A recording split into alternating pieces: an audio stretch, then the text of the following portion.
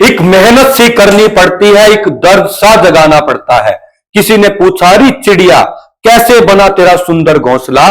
वो बोली, बार बार भरती हूं उड़ान और तिनका तिनका उठाना पड़ता है। आज हम तिनका तिनका उठाने चले हैं, मींस डीपीपी करने चले हैं, यूनिट एंड मेजरमेंट की। इसके अंदर जो मोस्टली क्वेश्चन है वो डायमेंशन के ऊपर है। हम फर्स्ट क्वेश्चन से स्टार्ट करते हैं। इसमें देखो अपने को क्या रखा है कि इलेक्ट्रॉन माइक्रोस्कोप जो है वो इनमें से इलेक्ट्रॉन की कौन सी प्रॉपर्टी को देखता है। ये इलेक्ट्रॉन माइक्रोस्कोप होता है, जब भी इलेक्ट्रॉन चलता है तो वो वेव बना के चलता है। तो ये वेव नेचर को इसके अंदर हम शो कर सकते हैं इलेक्ट्रॉन माइक्रोस्कोप के अंदर।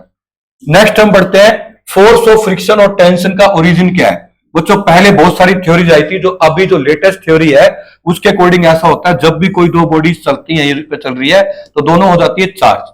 इस चार्ज की वजह से जो फ्रिक्शन फोर्स आता है, तो फ्रिक्शन फोर्स के लिए जो ओरिजिन है वो इलेक्ट्रोमैग्नेटिक फोर्स है। इलेक्ट्रो का मतलब चार्ज, मैग्नेट का मतलब मैग्नेट से रिलेटेड है। जो चार्जेस या मैग्नेट की वजह से फोर्स आता है उसको कंबाइंडली बोलता है इलेक्ट्रोमैग्नेटिक फोर्स। तो जो फ्रिक्शन फोर्स है वो किसकी वजह से आता है हमारे पास? चार्जेस की वजह से। ऐसे ही उन्होंने पूछा टेंशन, टेंशन के लिए भी ये थ्योरी है कि इसकी जो अट्रैक्शन है और दूसरे जो इलेक्ट्रॉन है, मतलब एक एटम के पॉजिटिव और दूसरे के इलेक्ट्रॉन, ये एक दूसरे को अट्रैक्ट करते हैं। तो टेंशन के लिए भी जो थ्योरी है, टेंशन फोर्स की भी थ्योरी क्या है? Electromagnetic forces. तो इसका आंसर आएगा बी।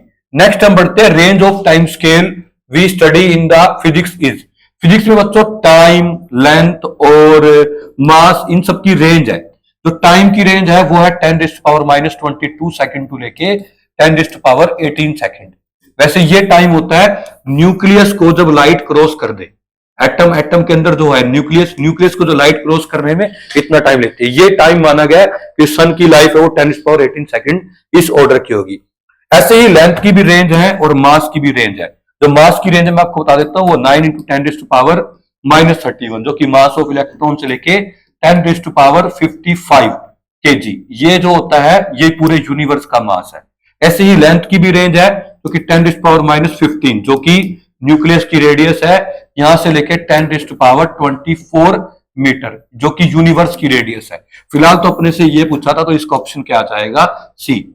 फोर्थ क्वेश्चन में देखते हैं, वो कह रहे हैं अपने को x1 डिस्टेंस है और जो rest at the constant rate a1 for some time and travel with distance x2 when decelerate at constant rate. मतलब कि इसमें अपने को जो x1 x2 दे रखे हैं, दो डिस्टेंस दे रखे हैं और ये एक्सेलरेशन दे रखे हैं। अपने से पूछा है डायमेंशनली बताओ ये फॉर्मूला करेक्ट है या इनकरेक्ट है। तो माय डियर स्टूडेंट्स, अगर मैं इसको देखूंगा तो ये लेंथ है और ये लेंथ है, लेंथ में लेंथ ऐड होगा तो इस साइड क्या आ जाएगा? लेंथ। अब नीचे देखो क्या है? एक्सेलरेशन। ऊपर क्या है? एक्सेलरेशन का स्क्वायर इंटू टी। एक्चुअली में जब आप इनको सोल्व करोगे एक्सेलरेशन और एक्सेलरेशन में, डायमेंशनली एक्सेलरेशन में एक्सेलरेशन ऐड होके एक्सेलरेशन ही आएगा। और ऐसे ही एक्सेलरेशन में एक्सेलरेशन मल्टीप्लाई होकर एक्सेलरेशन का स्क्वायर आएगा। साथ में क्या है? T square. डायमेंशनली इसकी कोई डायमेंशन होगी नहीं, एक एक्सेलरेशन की डायमेंशन से एक की कट जाएगी।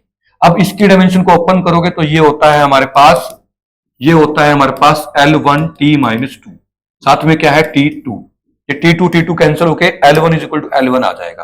तो ये फॉर्मूला जो है वो डायमेंशनली करेक्ट है, तो हम कह देंगे the relation is dimensionally correct. तो हमारा ऑप्शन नंबर ए ही आ जाएगा। नेक्स्ट हम बढ़ रहे हैं, वो कह रहे हैं अपने को mu naught epsilon not F denote करते हैं मैग्नेटिक परमेबिलिटी, इलेक्ट्रिक परमेबिलिटी और फ्रीक्वेंसी। वैक्यूम का मतलब है बस यहाँ पे हमने क्या लगा दिया? नोट। वैक्यूम ना होता तो बस नोट ना लगता। तो अपने को म्यू नोट को परमेबिलिटी और एप्सिलॉन नोट को, ये सिंबल है एप्सिलॉन का, एप्सिलॉन नोट को कह रखा है परमिटिविटी और फ्रीक्वेंसी। वो कह रहे हैं ये बताओ कि ये जो डायमेंशन है, मतलब कि इनको जब सोल्व करोगे, फ्रीक्वेंसी का square, mu naught, epsilon note, ये डायमेंशन इनमें से किसके इक्वल होगी? तो सबसे पहले अपने को इसमें तो इसकी डायमेंशन निकालनी पड़ेगी। हम सोल्व करते हैं, देखो फ्रीक्वेंसी की मैंने यहाँ पे लिख दी T-2, क्योंकि फ्रीक्वेंसी की होती है T-1, क्योंकि यहाँ पर स्क्वायर है तो मैंने यहाँ पे क्या लिख दिया? T-2। म्यू नोट की डायमेंशन लिख दी, आप यहाँ देखोगे, यहाँ पे एप्सिलॉन नोट की डायमेंशन लिखी, जो कि यहाँ पे ऑलरेडी लिखी पड़ी है। इसके बाद हमारे पास सोल्व करने से देखो ये T से ये T का ये कैंसिल हो गया। ऐसे ही A माइनस का 2 था, A प्लस का 2 था, ये भी क्या हो गया? कैंसिल हो गया। ऐसे ही यहाँ पर मास प्लस का 1 था, A माइनस का 1 था, कैंसिल हो गया। लेंथ हम यहाँ पे देखेंगे L2 है, यहाँ L की -3 है, बेस से मैं पावर को ऐड करोगे तो L-1 हो जाएगा। L-1 जो होता है ये वेव नंबर की डायमेंशन होती है। वेव नंबर होता है इसको न्यू बार या न्यू कट से लिखते हैं, 1/λ होता है। तो वेव नंबर की डायमेंशन आ गई, जो कि होती है हमारे पास, जो कि ऑप्शन नंबर है ए। नेक्स्ट हम बढ़ते हैं क्वेश्चन नंबर 6 के ऊपर। वो कह रहे हैं जो पावर ऑफ इंजन है ना, वो डिपेंड करती है मास पे, एंगुलर स्पीड पे, टॉर्क पे और एंगुलर मोमेंटम पे। तो इसका फार्मूला हम डिराइव नहीं कर सकते डायमेंशनल मेथड से। तो ये बात तो बिल्कुल ठीक है, क्योंकि जब भी है ना किसी क्वांटिटी में 3 से ज्यादा डिपेंडेंसी आ जाए, मतलब एक क्वांटिटी 3 से ज्यादा क्वांटिटी पे डिपेंड करती है, तो उसका फार्मूला नहीं निकाल सकते। स्टेटमेंट सेकंड में क्या रखा है कि किसी in the mechanics particular quantity depend upon more than 3 quantity we can not derive. ये बात भी ठीक है, अगर कोई भी क्वांटिटी 3 क्वांटिटी से ज्यादा पे डिपेंड करती है तो उस क्वांटिटी की डायमेंशन हम नहीं निकाल सकते। तो स्टेटमेंट 1 भी करेक्ट है कि हम नहीं निकाल सकते, सेकंड में रीजन बता रखा है। तो देखो both statement 1 and second are correct and second is correct explanation of first. ये भी ठीक है, तो मतलब ए ऑप्शन ठीक है। वो कह रहे हैं अब अपने को वेलोसिटी, एक्सेलरेशन और फोर्स दे रखा है। वो कह रहे हैं इनको फंडामेंटल क्वांटिटी बताओ instead of mass, length and time. अब वो कह रहे हैं ऐसा करो कि फंडामेंटल क्वांटिटी मास, लेंथ, टाइम ना मान के वेलोसिटी, एक्सेलरेशन और फोर्स को मानो, तो यंग्स मॉडुलस की डायमेंशन बताओ। तो बच्चों ऐसा टाइप का क्वेश्चन कभी भी आ जाए तो सबसे पहले आपको डायमेंशन की डीप नॉलेज होनी चाहिए कि डायमेंशन होता क्या है। एक्चुअली में डायमेंशन ये होता है कि उसमें मास, लेंथ और टाइम ये कितनी बार आ रहे हैं। अब मैं कैसे भी करके ये निकाल लूं कि यंग्स मॉडुलस में वेलोसिटी, एक्सेलरेशन और फोर्स ये कितनी बार आ रहे हैं। तो अपने पास इनके स्टेप, ये डायरेक्टली प्रोपोर्शनल साइन होता है, स्टेप्स होते हैं, इनकी पावर ए बी सी लिखो, फिर एबीसी को फाइंड करो, फिर वही इसके अंदर पुट कर दो एबीसी फाइंड करके फर्स्ट इक्वेशन में। वो जो है ऑलरेडी मैं आपको पहले क्लासेस में बता चुका हूं, मैं डायरेक्ट यहाँ पे बता रहा हूँ यंग्स मॉडुलस के ऊपर। पहली बात तो यहाँ पे एक डायरेक्टली प्रोपोर्शनल का साइन हम लगा देते हैं, सबके ऊपर डायरेक्टली प्रोपोर्शनल का साइन आएगा। अब दूसरी बात बच्चों, अपने को ऑलरेडी पता है यहाँ पे ए बी सी लिखा, वेलोसिटी की पहले दोनों तरफ डायमेंशन लिखनी है। यहां पर मैंने यंग्स मॉडुलस की लिख दी। यंग्स मॉडुलस होता क्या है, normal stress by strain. Stress होता क्या है, फोर्स अपॉन एरिया। स्ट्रेन होता है change in length by length. ये तो कट जाती है इसकी डायमेंशन। तो फोर्स अपॉन एरिया की डायमेंशन क्या होती है, वही यंग्स मॉडुलस की होगी, क्योंकि है m1 l-1 t-2। ऐसे वेलोसिटी की, ए की और एफ की सबकी डायमेंशन लिख दी। फिर हमने इसको ए को अंदर लेके पावर को इससे भी मल्टीप्लाई होगा, इससे भी ऐसे ही, बी को भी अंदर ले आए, सी को भी अंदर ले आए। तो अब ए बी सी के टर्म के अंदर हमारे पास ये आ गया। फिर जिनके बेस सेम है उनको ऐड कर दिया, जैसे कि उनकी पावर को ऐड कर दिया, तो एल की पावर आ गई ए प्लस बी प्लस सी, ऐसे ही टी की आ गई, ऐसे ही एम की आ गई। अब कंपेयर करते हैं, मास यहाँ सी टाइम आ रहा है, यहाँ 1 टाइम आ रहा है, हम कह देंगे सी इज इक्वल टू 1। लेंथ यहाँ ए प्लस बी प्लस सी टाइम आ रही है, यहाँ -1 टाइम आ रही है, हम कह देंगे A plus B plus C is equal to -1। Time यहाँ पर आ रहा है -a-b-2c बार या -1 टाइम, तो हमने ऐसी चीज यहाँ पे भी लिख दिया। अब हम सोल्व कर लेंगे। देखो यहाँ पे सोल्व कैसे करेंगे बच्चों, सी तो आ गया 1 हमारे पास। अब सी को हम यहाँ पे पुट कर देंगे इस इक्वेशन में भी, इसमें भी, तो ए बी में 2 इक्वेशन आ जाएंगे। फिर इक्वेशन मेथड सोल्व करेंगे, ए भी निकल आएगा, बी भी निकल आएगा। सोल्व आप खुद से करेंगे तो हमारे पास इसका जो आंसर है वो आ जाएगा ए। नेक्स्ट हम बढ़ते हैं क्वेश्चन नंबर नेक्स्ट पे 8 पे। वो कह रहे हैं मास ऑफ द लिक्विड जो है पर सेकंड में फ्लो कर रहा है, वो डायरेक्टली प्रोपोर्शनल है पी की पावर एक्स और वी की पावर वाई पे। पी प्रेशर है और वी जो है वेलोसिटी है। तो अपने को बताना है एक्स और वाई में क्या रिलेशन है। इनडायरेक्टली बच्चों अपने को ये कह दिया इस पे डिपेंड करता है। अब अपने को ये फॉर्मूला दे रखा है, इससे एक्स वाई की वैल्यू निकाल सकते हो। फिर एक्स और वाई की वैल्यू निकाल लेना, तो हम एक्स जो पहले हम देखते हैं, दे क्या रखा, देखो mass per unit area per unit time. ये किस पे डिपेंड करता है, प्रेशर की पावर एक्स पे, वेलोसिटी की पावर वाई पे। अब इनकी डायमेंशन लिखी मास की, उसको एरिया और टाइम की डायमेंशन डिवाइड किया, तो ये आ गया।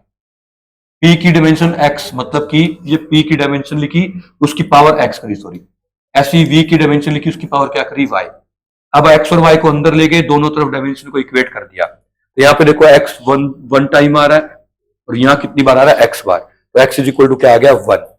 यहाँ पे देखो एल आ रहा है -x प्लस वाई और यहाँ आ रहा है -2, तो -x plus y is equal to -2।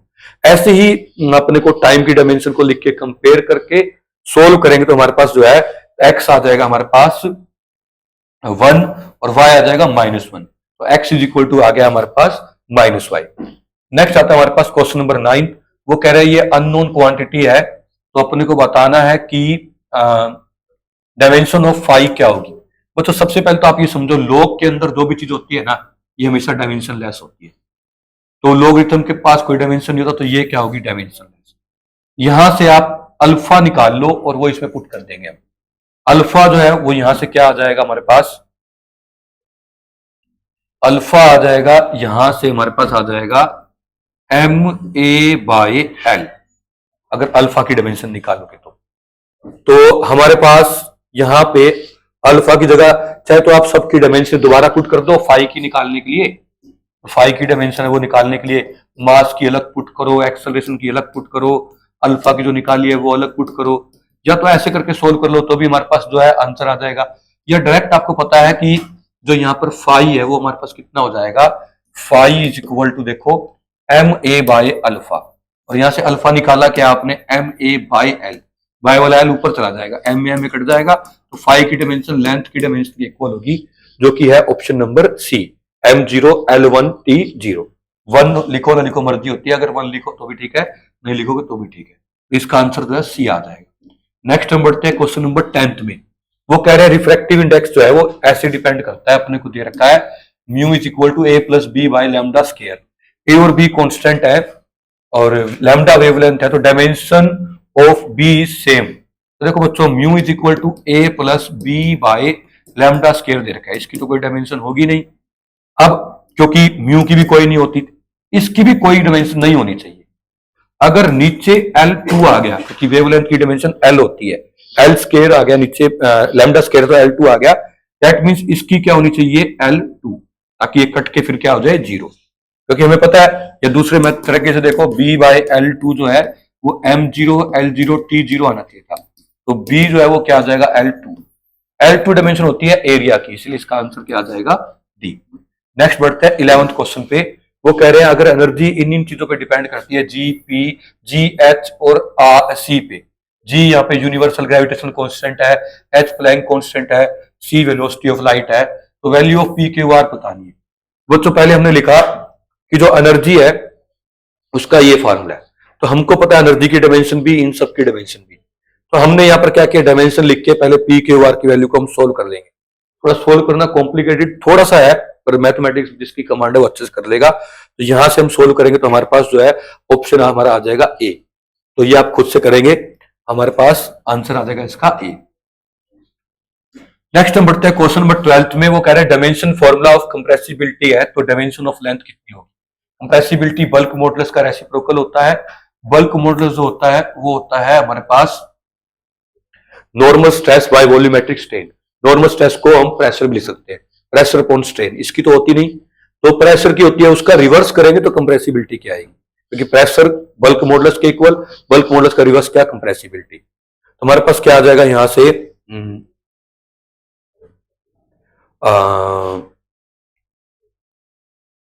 Dimension formula of compressibility pressure का उल्टा आ गया, तो ये आ गया। इतना कॉम्प्लिकेटेड करने की नीड नहीं है, सिंपल इसकी डायमेंशन है नहीं, नीचे हमारे पास आ जाएगा, क्योंकि बल्क मॉडुलस आ जाएगा प्रेशर के इक्वल।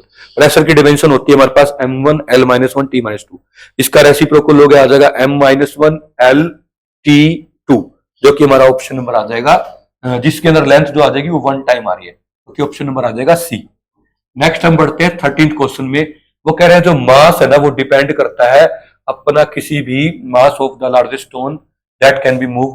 कह रहे हैं कि पानी में कोई एक पत्थर पड़ा है, वो मूव करता है ना, वो किस किस बातों पे डिपेंड करता है, उसका मास, जो मूव करने वाला स्टोन है उसका मास इन पे डिपेंड करता है, वेलोसिटी पे, डेंसिटी पे और जी पे। तो अपने को बताना है तो मास जो है वेलोसिटी के ऊपर कैसे डिपेंड करेगा।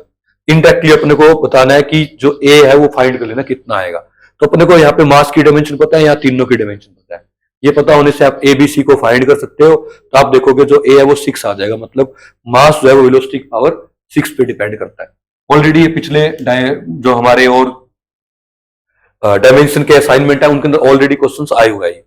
नेक्स्ट आता है कि अगर Planck constant, speed of light और यूनिवर्सल ग्रेविटेशन कांस्टेंट को हम फंडामेंटल क्वांटिटी माने तो डायमेंशन ऑफ लेंथ इनमें से किसका कॉम्बिनेशन है। तो हमारे पास इसके दो मेथड है करने के, या तो सबकी डायमेंशन पुट कर दो, तो चारों ऑप्शन में जब लेंथ के इक्वल आए वही हमारा आंसर होगा, या फिर लेंथ इन पे डिपेंड करती है, इन तीनों पे। पावर एबीसी लो, डायमेंशन फार्मूला से एबीसी को सोल्व करो, सोल्व करके इसके अंदर आप क्या करोगे, जो लेंथ की है वो हमारे पास आ जाएगा ये।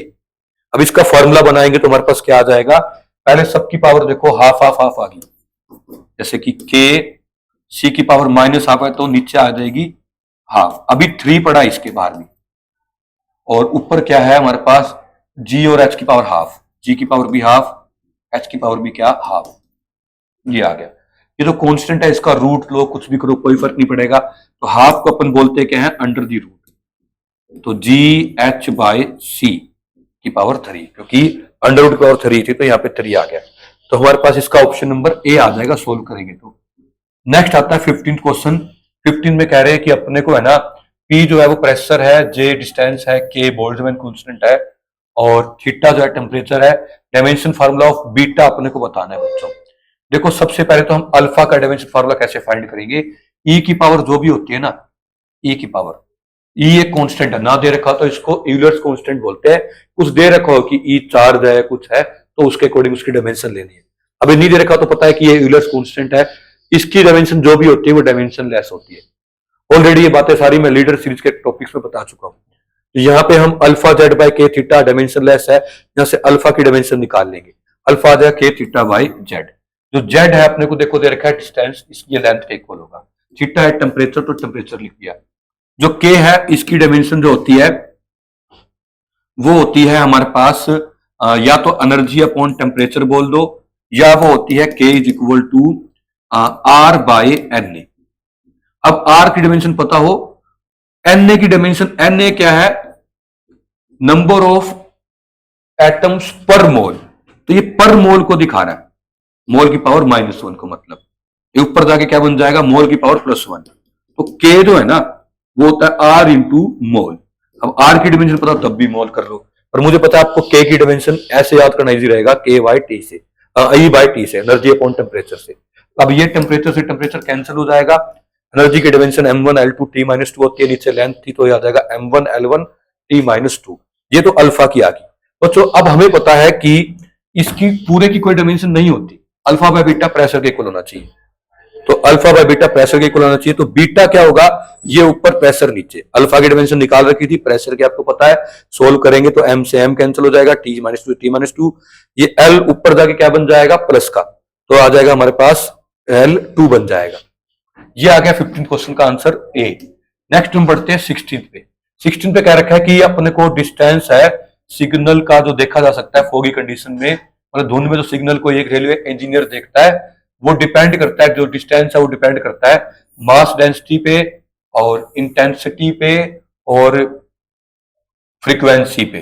तो डिस्टेंस जो है एस की पावर पे कैसे डिपेंड करेगा, एस ऑफ द लाइट, मतलब इंटेंसिटी पे कैसे डिपेंड करेगा। चलिए हम इसको सोल्व करते हैं। वो अपने को कह रहे हैं कि जो डिस्टेंस है वो डिपेंड किस किस पे करता है, डेंसिटी पे, इंटेंसिटी पे। इंटेंसिटी को एस लिख देता हूं क्योंकि एस गिवन है अपने को, इंटेंसिटी पे और किस पे डिपेंड करता है, और डिपेंड करता है फ्रीक्वेंसी एफ पे। तो बच्चों इसको फिर डायमेंशन फॉर्मूला से सोल्व कर लेंगे। जो डिस्टेंस है वो डिपेंड करेगा इसकी पावर ए, इसकी पावर बी, इसकी पावर सी। डिस्टेंस की डायमेंशन होती है L1, डेंसिटी की क्या होती है M1 L - 3, तो ए साथ साथ मल्टीप्लाई कर देते हैं, M1 L - 3 मतलब का माइनस का 3 आ गया। इसके साथ साथ एस की डायमेंशन पहले अलग से देख लो क्या होगी। एस जो है वो देखा है पावर अपॉन एरिया, पावर खुद होता है एनर्जी अपॉन टाइम, एनर्जी की डायमेंशन होती है m1 l1 t - 2, अपॉन में क्या करेंगे t, और एरिया की होती है l2। सोल्व कर लोगे तो ये हमारे पास आ जाएगा m1, तो हमारे पास आ जाएगा m, साथ साथ पावर मल्टीप्लाई करता हूं mb, एनर्जी में यहां पे l2 आएगा mb, और ये L2 से L2 कैंसिल हो जाएगा, और T माइनस का 3, एनर्जी की हमने डायमेंशन निकाल ली और एरिया से अपने को डिवाइड कर दिया। चलिए a - 3b, ऐसे ही यहां पर जो है फ्रीक्वेंसी है ये होता है T - 1, तो आ जाएगा T माइनस का c। अब अपन जो बेस से उनकी पावर को सोल्व कर लेते हैं। m की पावर यहाँ पे a था, प्लस में क्या आ जाएगा b, l की पावर -3a था, प्लस में और कोई भी नहीं है, t की पावर -3b, -c। चलो अब जिनका अपन कंपेयर करते हैं, यहाँ पे देखो a प्लस बी जो है वो 0 के इक्वल आ जाएगा, क्योंकि यहाँ पे मास की कोई भी डायमेंशन इस साइड नहीं दे रखी। फिर हमारे पास आ जाएगा माइनस का 3a is equal to 1, minus का 3a इज इक्वल टू 1। फिर हमारे पास आ जाएगा माइनस का 3b माइनस का c इज इक्वल टू 0। चलिए एबीसी को फाइंड करते हैं। एक्चुअली में तो अपने को बी ही निकालना है, देखो ज्यादा फाइंड करने की अपने को नीड ही नहीं है, तो हम यहां से बी फाइंड कर लेते हैं। चलो हमारे पास देखो ए तो आ गया यहां से माइनस का 1/3, इसमें पुट करोगे तो बी क्या आ गया हमारे पास प्लस का 1/3, क्योंकि ये बी निकालेंगे तो ए का नेगेटिव है बी, ए हमारे पास आ गया था ये, तो बी आ गया इतना। हम देखेंगे जो जब फार्मूले पुट करेंगे तो डेंसिटी जो है, अभी इनको मैंने सोल्व लिखा, इनको छोड़ देते हैं, एस की पावर में क्या आएगी 1/3 आ जाएगा, क्योंकि बी की जगह 1/3। तो उन्होंने पूछा अगर एस की पावर 1/n होती तो एन की वैल्यू क्या है, एन की वैल्यू 3 आएगी, तो हेंस ऑप्शन नंबर जो सी है वो करेक्ट होगा। नेक्स्ट हम बढ़ते हैं क्वेश्चन नंबर 17 पे। क्वेश्चन नंबर 17 में क्या रखा है, एक स्टूडेंट है वो डिटरमाइन करता है डायमेंशनलेस क्वांटिटी, ये सारी दे रखी है, डायमेंशनलेस क्वांटिटी दे रखी है, और अपने को ये क्या रखा है कि इसके अंदर जो ई है ना, देखो वो चार्ज है। अब की बारी ई कांस्टेंट नहीं है, चार्ज है, तो ई की डायमेंशन क्या हो जाएगी हमारे पास AT, चार्ज की डायमेंशन AT होती है। अच्छा जी, और अपने को क्या कह रखा है, एप्सिलॉन नॉट परमिटिविटी है, परमिटिविटी की डायमेंशन लीडर सीरीज के फर्स्ट वीडियो में कर रखी है, और प्लैंक कांस्टेंट की भी डायमेंशन हमने कर रखी है। स्पीड ऑफ लाइट अपने को पता क्या है LT-1। तो अपने को ये जो बी है ना, ये डायमेंशनलेस क्वांटिटी दे रखा है, अपने से पूछा क्या है, वैल्यू ऑफ एन पूछा है। तो बच्चों अगर हम देखें यहाँ पर ये डायमेंशनलेस क्वांटिटी थी, तो हमारे पास बी की कोई भी डायमेंशन नहीं होगी, ई की पावर एन थी तो AT की पावर एन होगी, और ये सारा नीचे आ गया, इसमें परमिटिविटी H और C सबकी वैल्यू मैंने लिख दी, 2 की कोई डायमेंशन होगी। अब इसको सोल्व करेंगे तो आप देखना, ये हमारे पास A नीचे 2 है, ऊपर चला जाएगा तो ऊपर ऑलरेडी A की पावर n थी, ये ऊपर जाके माइनस का बन जाएगा, और ऐसे सोल्व कर लेंगे बाकी सारी चीजें देखो यही नीचे नीचे कट जाएंगी, लेंथ नीचे कट ही जाएगा, माइनस का 3 और ये इनको मिला के प्लस का 3। तो आप देखना यहां से हमारे पास जो है वो आ जाएगा, ये वाली इक्वेशन आ जाएगी। अब हम यहां से कंपेयर करते हैं, तो यहाँ पे A तो है ही नहीं, इस साइड तो A है नहीं, तो मतलब इधर भी नहीं होना चाहिए, मतलब n-2 इज इक्वल टू 0, क्योंकि यहाँ पे A की पावर 0 है, तो n इज इक्वल टू कितना आ जाएगा 2। या यहां से भी देख लो t की पावर n-2 है, यहाँ 0 है, तो यहाँ पे भी वही आ जाएगा n-2, चाहे तो A की पावर कंपेयर कर लो या यहाँ पे A की, तो n इज इक्वल टू आ जाएगा 2, जो कि ऑप्शन नंबर बी है। नेक्स्ट बढ़ते हैं, वो कह रहे हैं न्यू सिस्टम है कि कोई भी, उसमें mass alpha kg, length beta metre और unit of time gamma second है, तो वैल्यू ऑफ 5 जूल बताओ। बच्चों अपने पास डायरेक्ट फार्मूला होता है n2 फाइंड करने का, n1 m1 बाय m2 की power a, l1 bye l2 की power b, t1 bye t2 की पावर c। इसमें जो पहला नंबर है n1 वो अपने को दे रखा है 5 जूल, मतलब फर्स्ट सिस्टम CGS है, तो सेकंड निकालना है। जब फर्स्ट सिस्टम CGS है जो अपने को दे रखा है, तो CGS में मास होता है किलोग्राम में मेजर, लेंथ होती है मीटर में मेजर, और टाइम होता है सेकंड में, ये तो अपने को पता चल गया। ABC होता है कि ये कितनी कितनी बार आ रहा है, मतलब इसकी डायमेंशन। एनर्जी है तो एनर्जी में M1 मास एक बार, L2 T-2 होता है, तो मैंने ABC की या लिख देता हूं, A को लिया 1 डायमेंशन से, क्योंकि डायमेंशन होती है M1 L2 T-2, एनर्जी की डायमेंशन है, तो A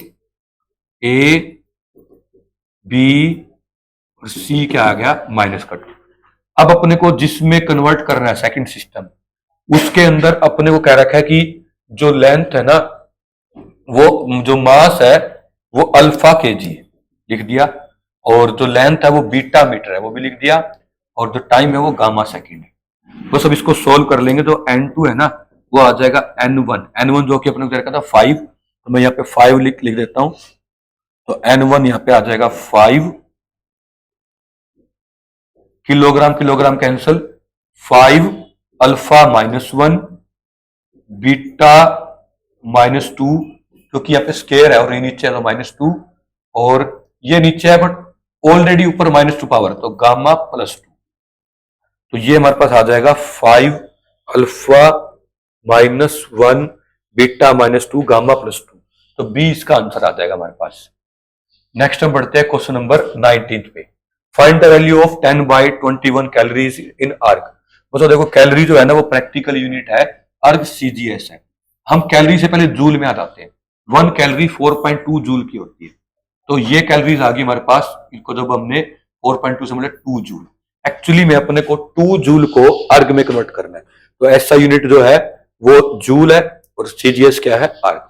तो अपने को पता है फार्मूला हमारे पास क्या होता है, डायरेक्ट फार्मूला होता है, इन सबको छोड़ दीजिए। डायरेक्ट फार्मूला होता है N2 निकालने का, N2 is equal to N1।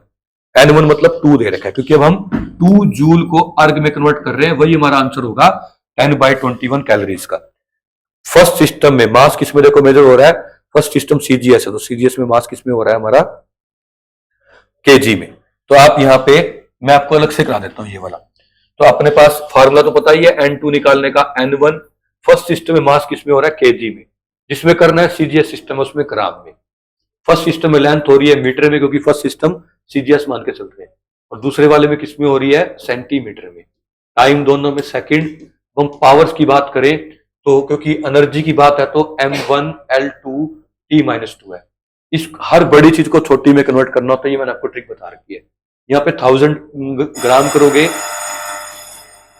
तो 2 इंटू 1000 इंटू यहाँ 100 सेंटीमीटर करोगे, उसका स्क्वायर है तो 4 टाइम्स 0 आ जाएगी, सेकंड सेकंड कट जाएगा। तो 1 2 3 4 5 6 7 तो आ जाएगा 2 इंटू 10⁻7।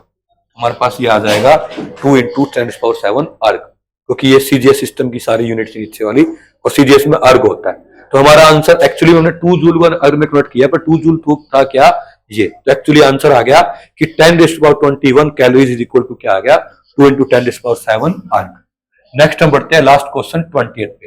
वो कह रहे हैं गिवन सिस्टम ऑफ यूनिट में यूनिट ऑफ मास जो अपने को दे रखी है वो दे रखी है 2 किलोग्राम, लेंथ की 5 मीटर और टाइम की 5 सेकेंड। तो बताना है 1 न्यूटन को कैसे रिप्रेजेंट करोगे। तो बच्चों हमारे पास फार्मूला होता है डायरेक्ट, क्या N2 अपने को जो फाइंड करना होता है, N2 जो अपने को फाइंड करना होता है